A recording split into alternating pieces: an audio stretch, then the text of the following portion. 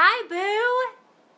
Do you ever feel stuck that you aren't doing the work that you'd like to do? You aren't putting things out into the universe the way you want to. You aren't spreading your message and magnifying your message the way that you want to? Well, I get it. I've been there. And my message to you is don't get it right, just get it done. Confessions of a Recovering Perfectionist. Yes, my name is Arriane Alexander. I am a recovering perfectionist. I am still in the process of getting over my own perfectionism, and I know you can relate because this is where I see so many entrepreneurs and business people getting stuck in actually doing the work that you are here to do on this planet, by spreading your message, by being you, by shining your light, because you think it's not good enough, because you think nobody's going to listen to you. You think, why would anyone care? And so you stop yourself, and maybe you make a Facebook post, but then you don't post it because it's not perfect, it's not good enough. Or you want to do Facebook Live, but you don't do it because you're afraid no one will show up and you don't know how to do it great yet. So here's the dealio. It's never going to be good enough. Like, that's like a dangling carrot of stuff, because the bar will always be changing. You will always be raising the bar for your own standards. So if you live in the place that you think you're not good enough right now, it's never going to be good enough. So like, screw it. Just do it now. Who cares? Just get your stuff out there. Just be yourself and spread your message. And I know this sounds easier said than done. So let me break it down for you, okay? So here's my story.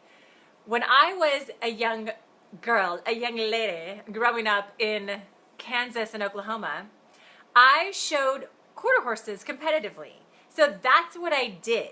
All my weekends, all my free time, it was always horseback. I was always training, and I showed competitively. So I would do my thing. I'd go to horse shows and I'd show my horse in these different classes, and then I would get judged on how I did in these classes. And just so you know, whether you're watching live or watching the replay, I'm going to answer all your questions, so feel free to chime in at any time. And I'd love to hear where you're from, where you're tuning in from around the world. So please put that in the comments wherever you're watching from. And any comments or questions that you have, I always come back to the replays too. So thanks for being here, first of all. Okay, back to my story. So growing up in Kansas and Oklahoma, I showed horses competitively. And it is like training for the Olympics, showing horses like I did. So in the summer, every summer I would live at my horse trainer's, and we would get up at like 5 in the morning and go to the barn by 5:30 or 6, and I would like ride horses all day. And it's hot as shit in Oklahoma. Oh my God, it's so hot. We would ride horses all day until like 6 or 7 at night.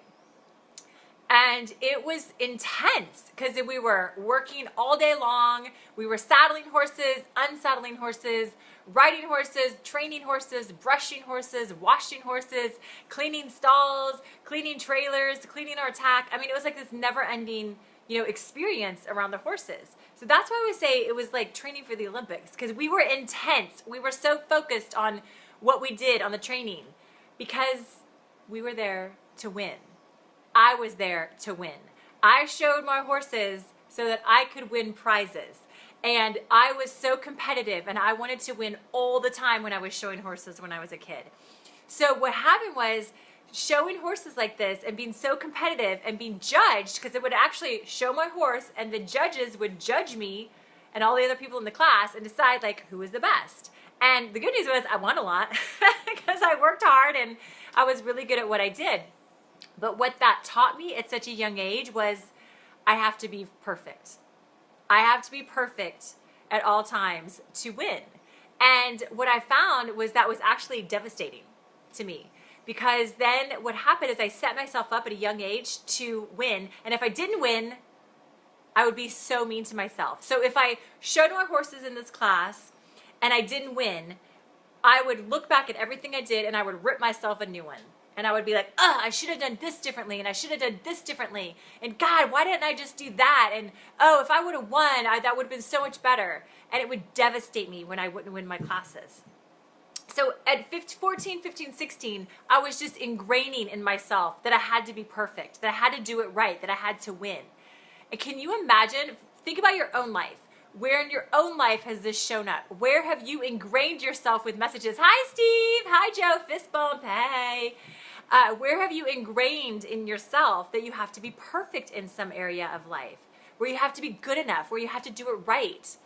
So for me, it all culminated from showing horses for years at such a young age, which I love horses so much. They're my favorite thing on the planet.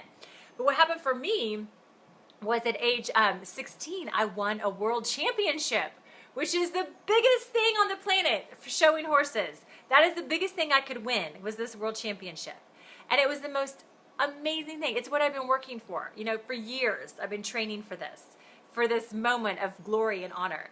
And it was one of the best moments of my life and one of the worst moments of my life. Because I was perfect in that moment. I won a world championship. But even when I won it, I looked back at my class and all the things I did to win the class, and I was like, oh, I didn't deserve it. I didn't really do that good. I wasn't perfect. I was totally mean to myself because of my own perfectionism in my head, even as I'm getting the prize for the world championship. And then from then on, I had to live up to it. I was the world champion, so I was the best in the world. So then if I didn't win again, I was still so mean to myself and would say the nastiest things to myself. And it was so detrimental at such a young age to be living in this world of thinking, I have to be perfect, I have to win, I have to be competitive, I have to do everything right. And that I carried it with me all through my adulthood, and I'm just now getting out of it. So what I have found, and can you relate, where in your life are you so hard on yourself that you don't put yourself out there, that you don't spread your message, that you don't shine your light, that maybe you don't, create the business you desire. Maybe you don't really say what you want to say in your relationship. Maybe you don't really focus on your health and fitness. You know, these areas of your life, where does it show up in your life where you have this like veil of perfectionism, that everything has to be perfect before you do it? So put in the comments. I'm so curious to know, whether you're watching live or on the replay, what are the areas of life where you find your perfectionism creeping in? So I find mine creeping in still in my business, in how I show up in social media. I'm always like, oh God, like doing Facebook Lives. I'm always like, what if it's not good enough? And what if nobody watches? And oh my God, what am I doing? I still have those same voices in my head, but I'm just like, fuck it. Like, I'm not gonna wait anymore. The message has to be shared, and it has to be shared no matter what it looks like, no matter whether it's messy or whether it's not messy or whether it's perfect or whether it's not perfect. The message has to be shared. So what's your message? You're watching this, you're listening, what's your message? What do you need to share? What do you need to put out there in the universe that's gonna make a difference for yourself and for others? And if you can just start with the small things of just doing it, even if it's not perfect, knowing like it's not gonna be perfect. This is what I do with my clients. If they're like, oh, I don't know about this, I'm scared to do Facebook Live, or I'm scared to do, social media, I go, here's the deal.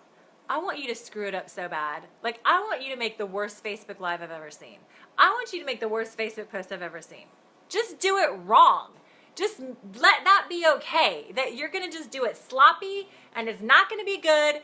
If you're doing a podcast, like just know, like your first podcast, like it's probably not gonna be great. And give yourself that okayness to be you, to go ahead and spread your message and do what you need to do in order to spread the message and shine your light. So this is my challenge to you, my friend, is what can you do that's messy instead of perfect? My challenge to you is don't get it right, just get it done. Just do the thing that you've been talking about doing but you haven't done because you've been waiting because it's not perfect, because you're not the best, because it's not right. Just do that. Whether it's doing a Facebook Live, whether it's posting something on social media, whether it's making a phone call that you're scared to make. Don't get it right, just get it done. Just do it, and you're gonna feel so much better. This is how you build your courage. So, I'd love to hear from you in the comments.